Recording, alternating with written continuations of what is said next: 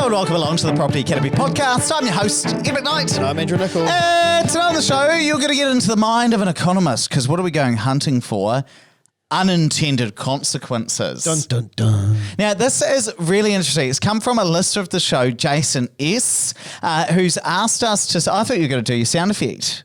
No one will get that joke. No one watches Arrested Development. If you do, text me. 5522. This one comes from a listener show, Jason S., who said, look, it'd be really interesting to think through the economic effects of change. And he's given us two different scenarios of potential unintended consequences of the most recent tax changes, the interest deductibility changes from the government, and what potential side effects might there be. And I think some of this is going to be useful for property investors, some of it less so in terms of how it's directly going to impact your strategy, but can be useful to get into the mind of an economist. And also just it's interesting to kind of walk through these different impacts that might happen that no one ever considered when writing a policy around tax.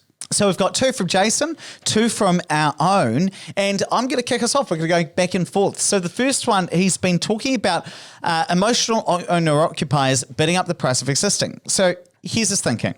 With existing properties only really being attractive to owner-occupiers, will this not force prices up in the space, as owner-occupiers typically bid prices up due to emotion? But if investors are removed from these deals, then surely prices will increase for the people the government's trying to help. So the idea being that if we've only got owner-occupiers in a room who do tend to be more emotional, who do tend to stick up their hands more quickly than investors, will that push prices up if more of them are, or a greater proportion are owner-occupiers?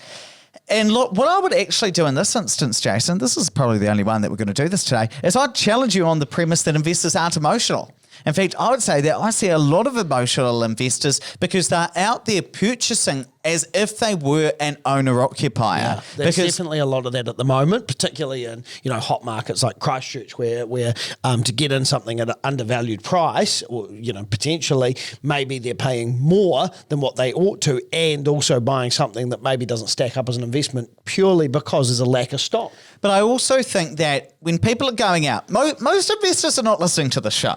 Most investors have not listened to 683 episodes of the Property Academy podcast. Most people do not have large spreadsheets that they run numbers on over a 15-year period. Most people are not doing this. If you're doing this, you're in the top 10% of property investors out there in terms of how you are really thinking through going out and purchasing property and doing it in a really strategic way. Most investors who I meet, and some of you when you first come to the show, you know what it's like. You've purchased some properties before. You've turned your previous home into a rental property. You've done some things, but what I see is investors are really emotional. And in fact, I am surprised how many investors are still active in the market. In fact, the percentage of mortgaged investors out of the market, according to CoreLogic data, has not decreased that much. It's gone from maybe 26% down to about 24% of the market. More first home buyers really are still out there purchasing, but there's still a lot of demand for investment properties and existing investment properties. So it's the first thing I would say is I challenge you on your premise that investors aren't emotional. I then challenge you on the premise that investors or the amount of investors out there in the existing market is going to drop to zero. I think we're still going to see a lot of investors out there. Some who are making really smart decisions and cash flow hacking through renovations. Some who are out there and just purchasing properties because this is how they've always done it, and they are being emotional. So those are kind of the two things that I would really say, and I actually don't think we're necessarily going to say that. And look, even if I followed through that logic, I do think if you just had fewer people in the auction room and you just had the owner-occupiers there, you took all the investors out, I think prices would be more flat than otherwise, simply because you got fewer people bidding for that property. The next of Jason's questions is, if investors are selling existing properties in favour of new builds, will this not force out longer-term tenants out of a place that they could have called home for a number of years? And, potentially then if a tenancy is ended, they have to go out and find a new property. Potentially they're going to pay higher rents as well. And With this one, we couldn't agree more. This will definitely be the case. And myself, before all of this came in, I was still offloading a whole bunch of my old properties to buy newer properties as well. So I was getting rid of anything that had large land that I didn't really, it was just a waste of time having there, high maintenance, not up to healthy home standard. So I've been doing all of this, and actually Wilson's Road, this is going to be the last time you're ever going to hear about it because it's sold now. That was a property which was in development land, but it was a 5-bedroom house and then a 1-bedroom sleep out. So that catered to people who had a large family, and all of a sudden they're going to have to go and find something, and it's going to be really hard for those people to then go find something that's going to be suitable. And those particular tenants, they signed a 3-month lease while we decided if we're going to develop it, and they've been there for a little over a year now. Now, the interesting thing as well, coming on to number 3, which is one of our own, is that first home buyers are going to be disadvantaged by some of these rules because they're going to be unable to purchase new builds. So it's quite interesting. At the moment, 30% of new builds are purchased by first home buyers. And the reason most first home buyers are at least now willing to look at new builds is for a couple of reasons, 3 key reasons. First of all, generally lower deposit requirements. Because new builds don't have any LVRs, that doesn't, or aren't affected by LVR restrictions, that doesn't just affect investors, but it also affects first home buyers as well. Maybe they can get in with a 10% deposit. If it's a first home loan, maybe they can get in with just a 5% deposit on a new build. Of course, the other thing is that they have government support through the first home grant. So if you're purchasing an existing property and you're a normal couple, you've been contributing to KiwiSaver for 5 years, you can get up to $10,000 together if you're going to purchase an existing property from the government. Now that helps you pull that deposit together. Now, if you go and buy a new build, you get double the support. So the maximum that a couple could get in terms of from the government to top up that deposit is a maximum of 20 grand. And so there's a good financial incentive for first home buyers to go and purchase a new build. Other thing, lower competition because there are no auctions. So really good reasons why a first home buyer would go and purchase a new build. But with government policies likely funneling investor demand into new builds, that's probably going to push up the price of new builds themselves. That's going to do 2 things. One, it's going to crowd out the market, the new build market. So there are fewer new builds out there for first home buyers to actually access. The second thing is it's going to push more new builds over the first home grant price caps, which means that fewer new builds are going to be available where first home buyers are actually going to be able to get that support to purchase the properties because the prices have now gone up over the caps, over those maximum caps. Now, the issue there is that new builds were a refuge for first home buyers in many ways because of this additional support, the lack of competition, the lower deposit requirements. If prices go up for new builds because more investor demand is being funneled there, it means that that is no longer available for first home buyers, which would negatively impact them because those prices have gone up, and that those first home buyers may not have access to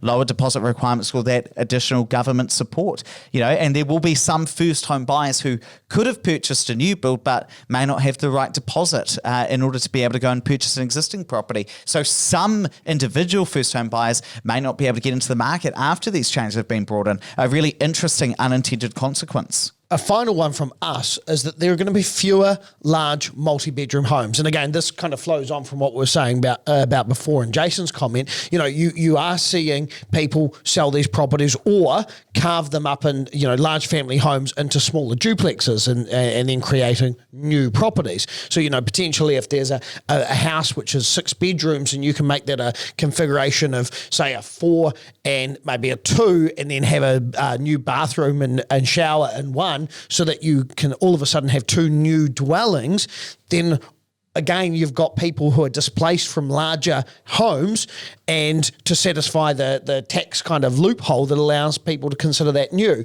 And these aren't going to be replaced by standard new builds. And when you think about where the 4 and the 5 bedroom new builds are, generally they're on the outskirts of town. So maybe this is going to mean that people have to move if they're don't have anything in a relatively central location anymore. They've got to go further out of town or maybe to a different city or town as well. That's the other thing.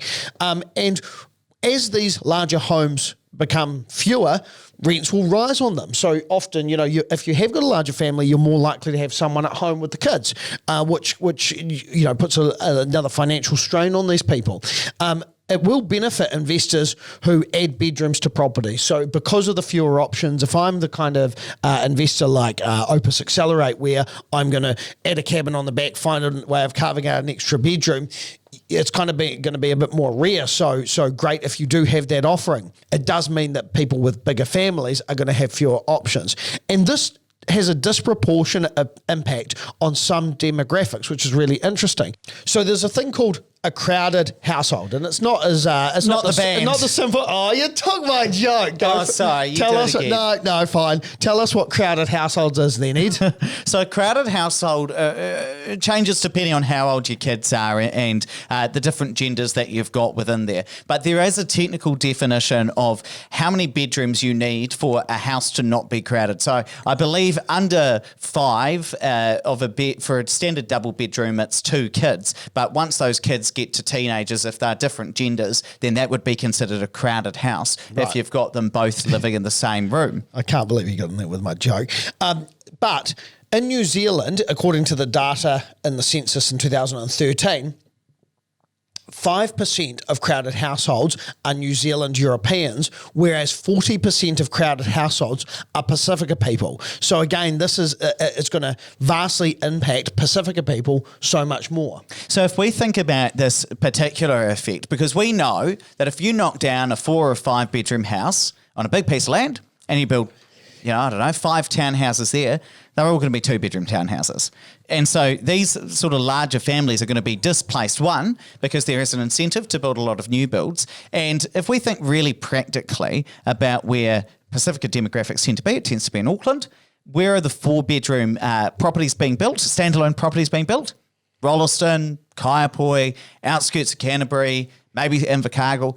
They're not in Auckland because it's not profitable to build those sorts of properties in Auckland. And so what gets built are the likes of your 2 and your 3-bedroom townhouses, which will rent fine, but that's where we're going to potentially see even more overcrowding. Why? Because we don't have larger properties that are being built. And my understanding is that Kāinga Ora and Housing New Zealand and social housing providers are out there looking for 4-bedroom houses. They need those larger properties because there are a mix of small, there are people these days who are single and they live alone and it's fine for them to have a 2-bedroom townhouse, but you never got to fit a 6 or 7-member family within those sorts of places. They need the larger properties as well, which is incredibly needed. So I think one of the big unintended consequences, if we're now thinking like economists, is that we potentially will have fewer larger multi-bedroom properties that are available for some segments of society that really need them. And that will be a very unfortunate consequence, and hopefully an issue that property investors listening to this show can actually help to solve. How? By going out, finding 3-bedroom houses, adding bedrooms to them, tacking on some cabins so that there actually are properties that these sorts of people are able to go and find. If government regulation is going to make it harder for these people to find properties, then rather than sending them off to social housing because those are the only people who are able to afford to build a 4-bedroom house, hopefully we can provide them in the private market and actually help these people to have warm, dry homes. And I think that will be us as property investors solving a real issue that government regulation is potentially going to create. Now, I think the key message here as well, Andrew, that I just want to mention is, first of all, hey, it's quite fun to think like an economist, try to figure out these unintended consequences, but also... Where did you come up with these, by the way? Which ones? The last one. Oh, that was just me in the shower. I was just thinking. I actually knew the answer to this. I just wanted to get it out there. That's where all my best thinking happens, Andrew. Ed often comes in to the office and he says, now, I was in the shower this morning thinking about you, which is a weird way to start a conversation. Now, the key thing that I want to get across to you here is that blunt instruments have wide effects. And some of them are potentially going to be positive. Some of them are going to be negative depending on which side of the aisle or who you are, whether it's going to affect you personally or not. But I think it is fun to think like economists. I do think the other thing is that things don't always turn out the way you think they will. And I think the most obvious and almost cliche example there is COVID, where we all were worried about house prices declining, and actually, they went up 29%. And actually, so I don't know who I'm laughing at. Yeah, the first home buyers that missed out. Who are we laughing at? No. I am laughing at the person. I've talked about this previously on the show. No. I'm laughing at the guy. I need to find it. Oh, you're talking. Oh, yeah, I know. I need to find that email. Yeah. Yeah, the guy who emailed me and said, you're irresponsible and shouldn't be allowed to communicate with the public. That's right, which is completely true. Wrong in this instance. I'm gonna email him straight after this. Hey, let's wrap up the show today now. But of course, please don't forget to rate, review, and subscribe. Really helps us get the message out to more people. And hey, remember, this week we have just launched The Deal. You can watch the first episode at thedeal.co. And remember, next Wednesday, the second episode comes out. It's a great show, and I can't wait for you to watch it.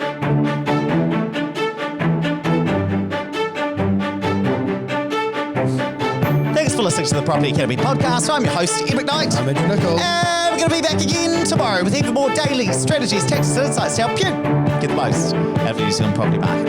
Until next time.